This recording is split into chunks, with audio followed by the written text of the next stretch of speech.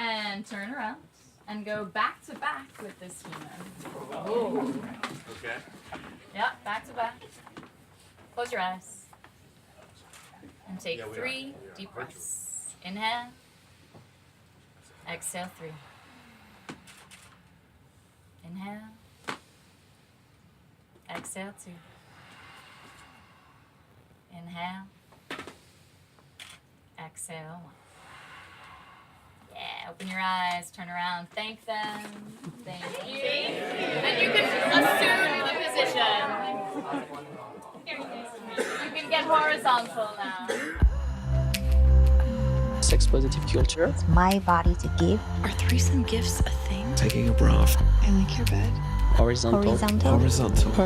This is Horizontal with Lalla.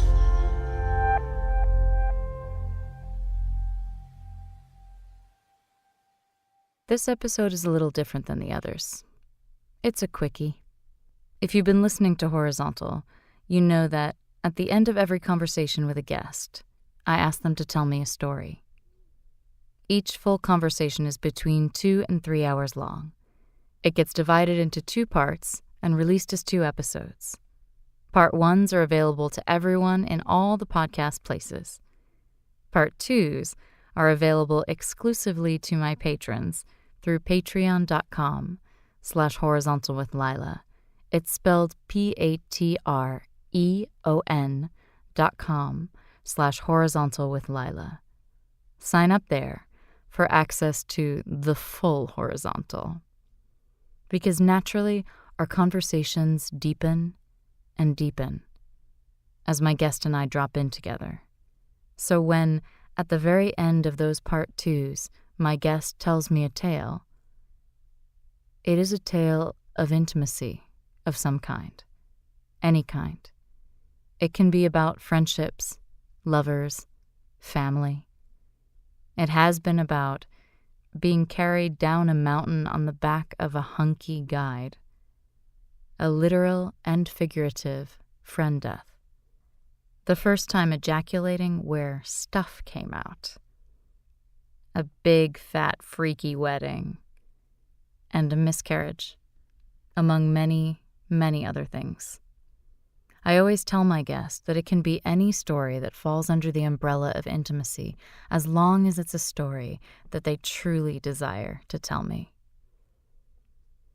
This quickie episode, which consists of 3 little stories, as opposed to 1 big one, was recorded live at my last Horizontal Storytelling pajama party, which was held at Hacienda Studio in Brooklyn.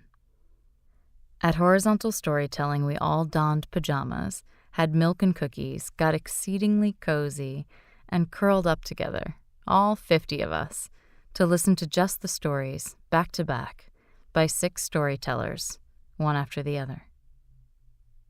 I got horizontal with my guest just like we do when we record a full episode, wearing robes, sharing a single pillow, microphone positioned above us, gazing up as though stargazing, or postcoital, or the wee morning hours of a really good sleepover.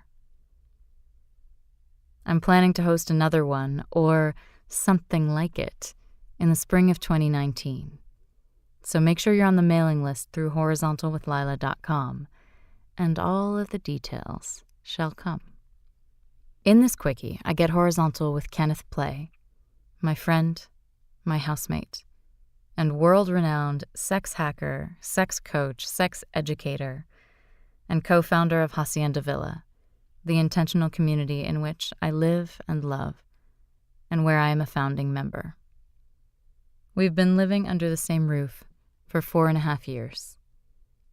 I introduce him quite robustly in the episode, so I'll just say here that I've been privileged to live in the same house as a master of sex. Kenneth taught me how to verbalize specifically the kind of oral sex that I desire. He taught me how to insert and operate my Enjoy Pure Wand dildo. He also taught me the most nourishing technique I've ever come across for grounding with my lover after sex.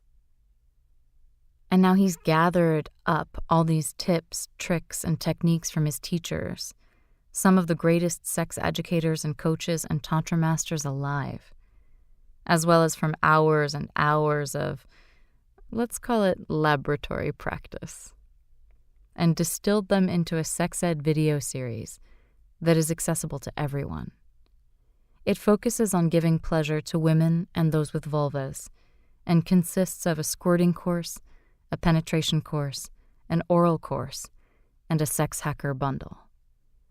I'll include the links in the blog post on horizontalwithlila.com, in my next email missive, and in the liner notes of this very episode.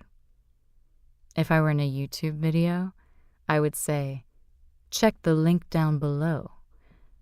But we can just pretend that the link is down below. In other words, come lie down with us in Bushwick, Brooklyn.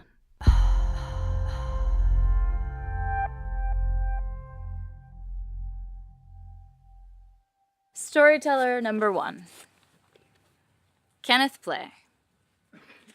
Kenneth Play is the co-founder of Hacienda Villa, this very intentional community, a nexus for learning about, playing, and celebrating sex.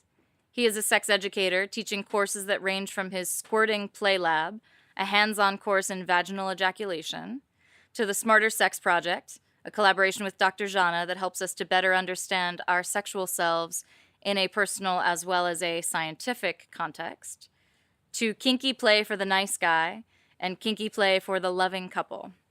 He was the first sex educator on Pornhub's sexual wellness program, and his videos have just passed 1 million views. Ooh.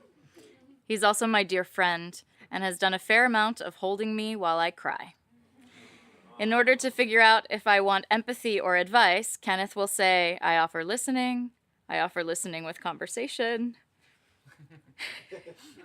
His nickname is Bunny, and I get to experience the gushy side of him as we've navigated the ups and downs of this community together from the very beginning, 3.5 years ago. Kenneth, will you come lie down with me? Yes.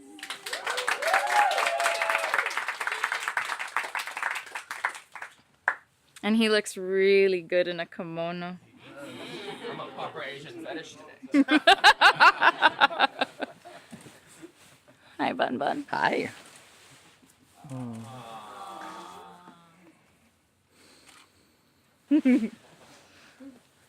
I hear you have multiple stories for me. I have multiple short stories, and I'm glad I get to start because I could set a really low bar. No. No. Storytelling is a developing skill. But yeah, I'm really excited to tell some really interesting stories probably I never told on recording or live before. So yeah. You want me to hold your hand? Yeah. Okay. So I have 3 different stories. How would you like me to start? With the first? Okay. Not with the letter. So I'm making a living talking about my penis all the time now. So it's just kind of funny. So I introduce myself most of the time in most talk and most presentation is my name is Kenneth Play and I have average size penis. Now usually why I start with that is it's a story about being an Asian immigrant overcoming a lot of sexual insecurity. I remember moving here when I was 11 that I felt like Asian male is just so underrepresented sexually or as an athlete or, things like that women are attracted to. And always, like, our sexuality is the butt of the joke for penis size. So I grew up really thinking that, I wasn't good enough. Like, if I don't have a porn star cock, like, then I can have the sex life I want. But I was always very just into sexuality. And like most teenage boy, I want to get girls to like me. So if we are what we think about the most, that would be a pair of boobs. So...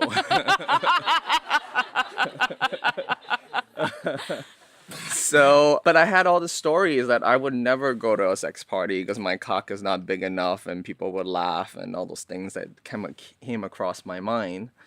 So I got really dedicated to fitness and became a personal trainer, hoping that would really like change my life and if I'm really fit, people might really like me. And it helped a little bit when I got, kind of master over my own body and able to work with client on that. But it never really changed their internal shame or insecurity.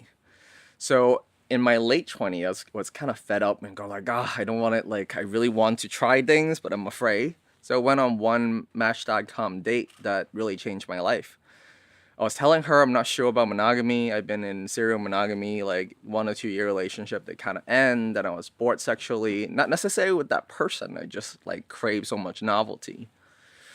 So she told me there's such things as sex parties and threesome. I was like, no fucking way. This is this is what you see in porn and blah blah blah. And she's like, for real. And then we end up starting a relationship, and I went to my first sex party actually in Chicago.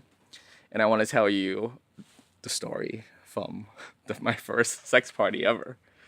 So now I want you to imagine I was like all this 30 years of sexual insecurity. I was like giving myself coaching talk, in the mirror. I was like, you could do this. It's going to be okay. And like, I manscape and I'm like doing all those things. And I go like thinking about people watching me, and then like anxiety really killed sexuality. And I remember the day off, I had like shitloads of paperwork to do for a fitness project I was doing, an app I was developing at that time. And a friend gave me an Adderall. I'd never taken an Adderall in my life, right? So Adderall? Adderall. Like at 10 o'clock in the morning, I took it, and I was like, this is awesome. And I'm like working. But that was the same night that we were going to the sex party. So I just want to get the work done so I could chill and go. Little did I know that, what one of the side effects of Adderall is? You can't get your dick hard. So here I am at my first sex party, nervous as hell. Walking in, and my girlfriend would go like, I had this girl really thinks she likes you, that we met, we might have a threesome, like I would help you navigate. So I'm like really nervous and really excited to have like my first threesome as well. And I walked in and I was like, okay, this is gonna happen. So I thought I was just anxious, right? Like I wasn't really feeling aroused because anxiety kills so much of pleasure. So finally, like both of them like waved me into the bed, and I was like, okay, this is time. And then I looked down at my penis like, why is it not working? It usually works. So if you guys could see, I took out my little emoji eggplant, and I'm like, eggplant, wake up. What's wrong with you? And for those of you who owns a penis in here, when you think about your dick should get hard, your dick don't get hard. So I was like, what's wrong with me? And I'm like, keep thinking, I'm just nervous, right? And then I was like, okay, let me just chill. I was kind of panicking. And I learned a lot about sexuality at that moment because anxiety and performance anxiety especially is so psychological. I thought something was psychologically off that I could because I was an athlete for years, I could learn how to like self-talk into motivation. So I went to the bathroom and started like slapping around a little bit. And I was having a George Costanza moment. It's like, I look like I just been to a pool for a really long time. Wake up. Yeah. And it didn't work. And it was weird for me because when you're by yourself, usually you can make it happen because you eliminate some of the anxiety. So anyway, I went back to that threesome, and it was kind of like bittersweet. They were so nice to me. And I was able to like give a little oral sex. And not that all sex needs to be penis focused or anything, knowing now. But I was really disappointed. And I was like, oh my God, like all my nightmare that I thought about all my life, that when I cock block myself, here I am not cock blocking myself, like going for it. It turned into the worst thing that I could imagine that happened. So I was like, fuck, But my personality has always been about overcoming stuff. So I'm like giving myself like a self-talk. So we walked out of the room. I was like, finally have a drink and chill a little bit. I was like, okay, so if this is the worst thing that could ever happen at a sex party, I have paid my dues, right? It could only get better from here. So I was like, I don't want this experience to like end my future, because that was my internal talk. So I remember walking in, there was a beautiful woman sitting there, and she's very voluptuous and beautiful, and she has this beautiful breasts. And I didn't know how to talk to people at sex party. I'm like, hi, I've never been here before. That's like feeling really awkward. But at the end, I was like, the worst has already happened. So I walked up to her and go like, wow, your body is really beautiful. I really enjoy like looking at you. And she's like, oh, you like them, do you? And I go like, I do. And she's like, oh, honey, come here. And she just pulls my head and just put it between her bosom. And at that moment, I was like, okay, like, I was like, what is happening? I love this, and I am never gonna cock block myself ever again. That moment I realized that, if you never develop the courage to ask, we talk ourselves out of things so often that I realized the person who rejected me the most was myself. So in that day, moving forward, I just stopped this habit of like rejecting myself, because some of my self-perception about who I am and my sexual worth and about sexuality is all off. There's so much sexual myth out there. And throughout my entire sort of the last 7 years and been growing and changing and evolving, that I really look back to that moment that I decided that, let me make one more decision that will forward me to the life that I want, and was finding people who have the same desires. So that's how my whole sex party life and career kind of got started, from this epic eggplant slapping episode. So that was story number 1.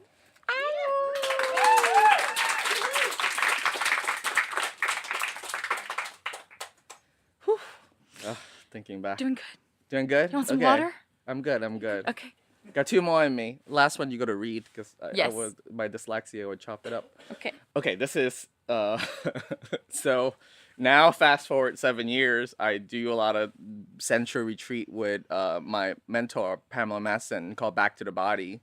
So I've been on the road, kind of traveling from like Hawaii to Tuscany to just different places, and it's been amazing in this journey. I love having Tinder dates when I'm out there, because the practice that we offer is one-way touch. So a lot of our sexual energy is giving one way that way. So I end up doing a lot of sexual activity, right, that are around arousal, but that I have to manage mine because it's one-way touch. So it's really actually important for me to have dates and adventure at those trips. So I've been on Tinder and I'm on Hawaii. I swear in that island, there must be only like 70 people. Like, flipping. I was like, oh, it's such a luxury to be in New York with this amazing mating market.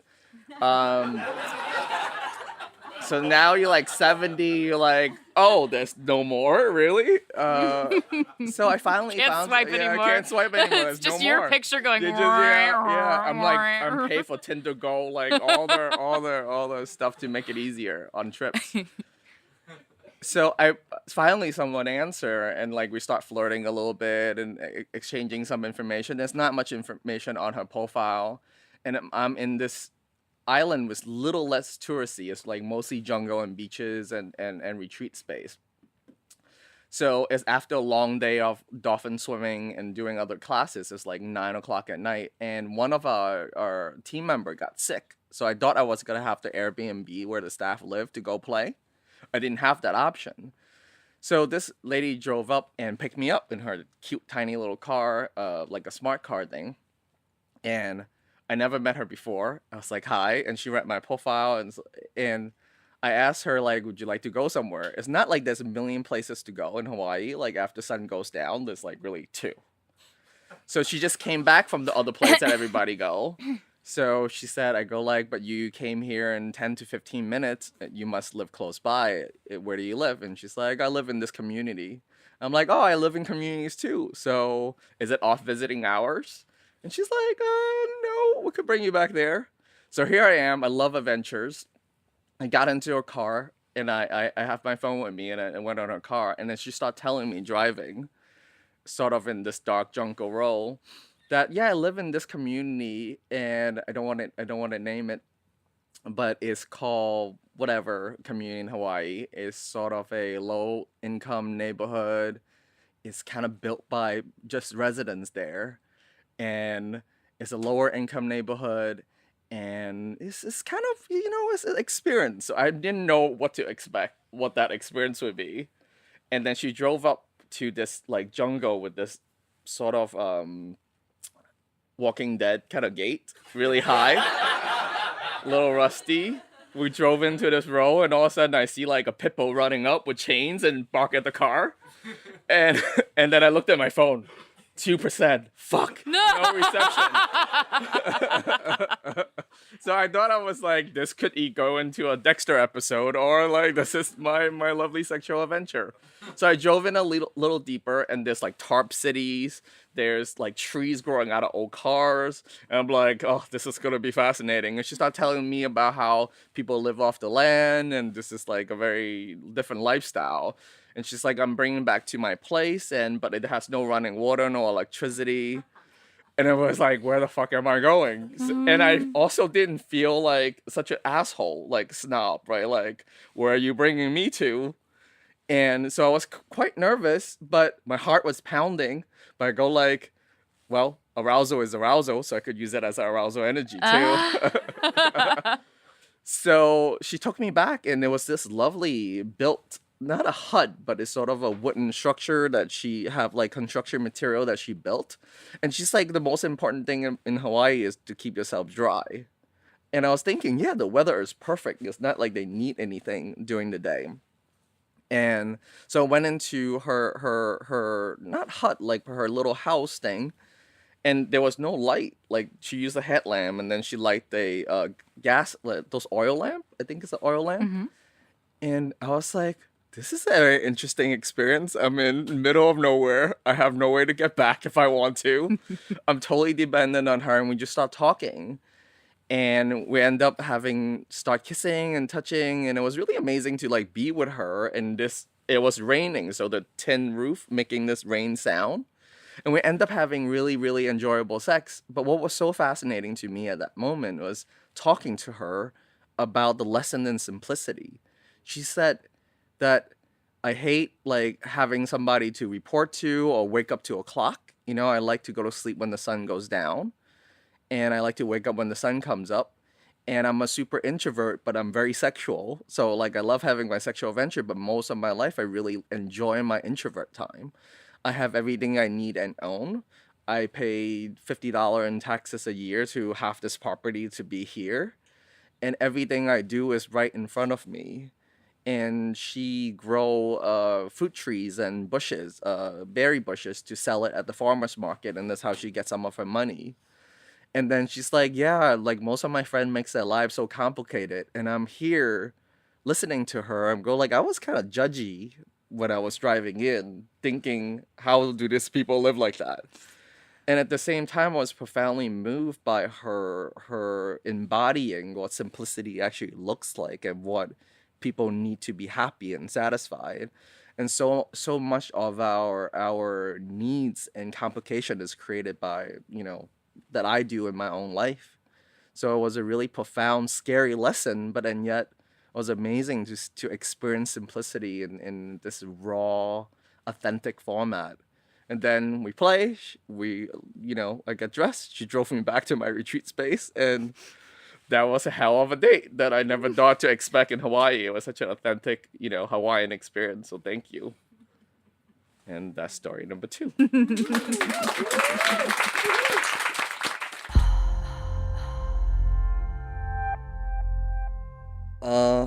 Shoot, I just had it, so I need to look for this really quick.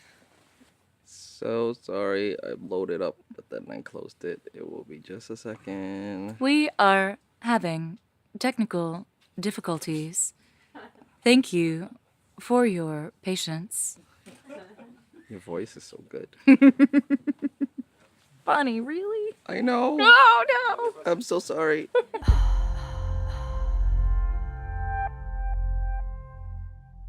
Return to horizontality. Re-horizontalize. So he found it. He was looking in the wrong year. I found it wrong year. So I thought this would be a good feel-good story because my first sex party experience was such an epic fail. So this is a lovely sex party experience that I have at our new all-in location, Hacienda Maison. We have another property there. And this was my birthday party in 2017. And I love kinky stories. I think like erotic fantasy. And she was such a good writer, so she wrote me this letter after meeting me at their birthday sex party for all the Hacienda team birthday kind of thing. So I gotta have Lila read it because my dyslexia would butcher it, but your sultry voice would be perfect. I have no words. Thank you isn't enough. Songs barely capture it, and I've been singing all morning. The facts are clear. You made me touch my clit in front of that whole room while throat fucking me. You made me wait to orgasm.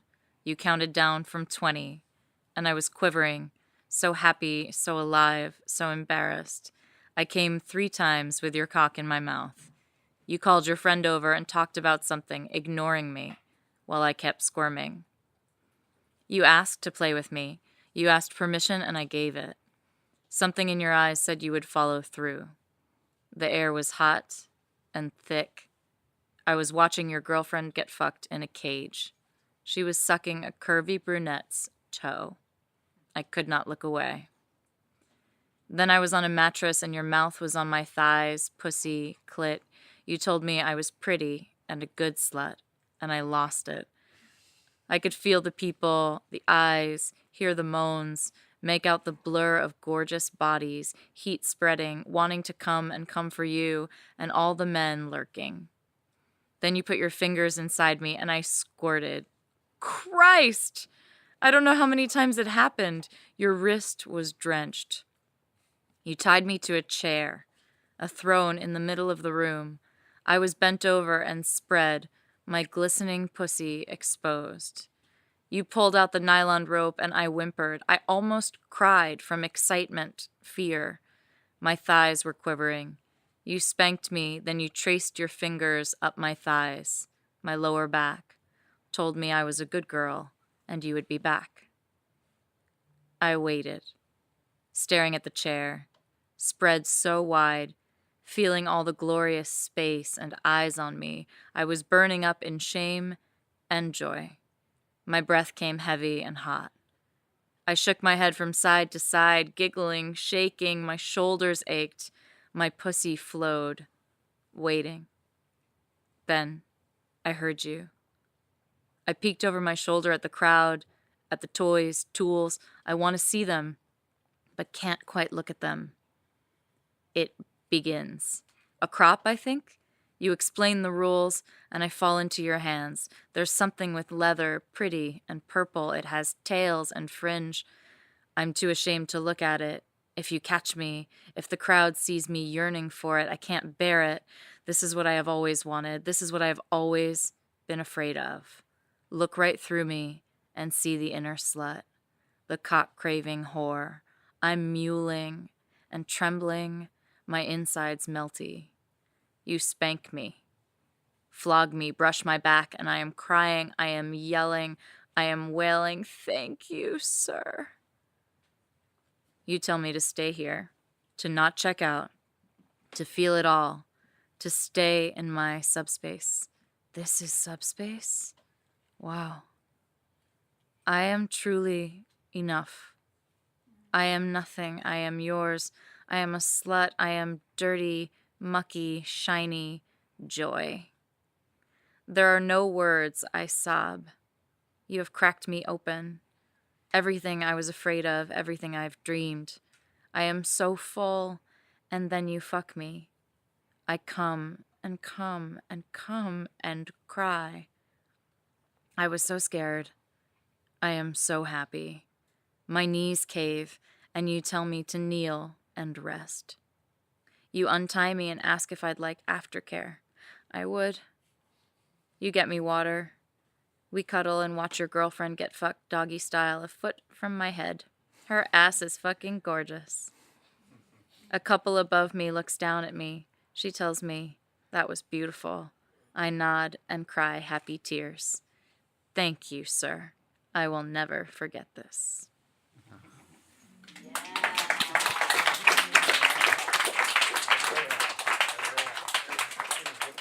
Thank you.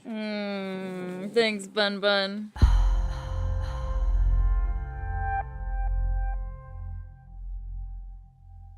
This quickie was edited by Mr. Chad Michael Snavely, bearded man, podcast impresario. His roster is available on chadmichael.com. My sensual cover art was illustrated by one Shauna Shea and based on a photograph of me.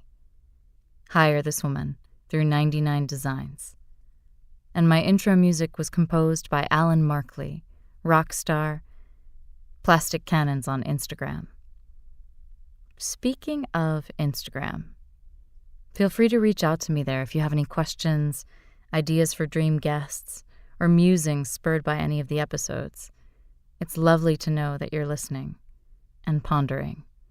If you're not an Instagram sort of person, the website will serve, or you can shoot me an email at lila@horizontalwithlila.com. And if you want access to the full Horizontal, right now you can still get that when you become a patron of $5 a month and up. But very soon, I'll be launching Season 3, and with it there will be some surprises and some streamlining of my tiers and raising of the bar for patronage. But if you lock it in now, baby, you'll be grandfathered in with my gratitude for being an early patron of the Horizontal Arts. I have big dreams, and every single patron will help me happen them. Patreon.com/horizontalwithlila, patreon.com/horizontalwithlila. Until next week, dear ones, when I lie down with a practitioner of the tantric arts, may we have someone to love, something to do, and so many things to look forward to. Thanks for becoming horizontal.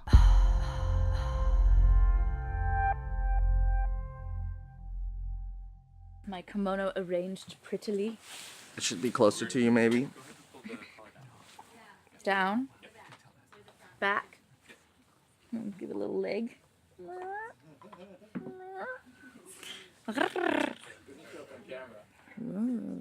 Well, you can see it.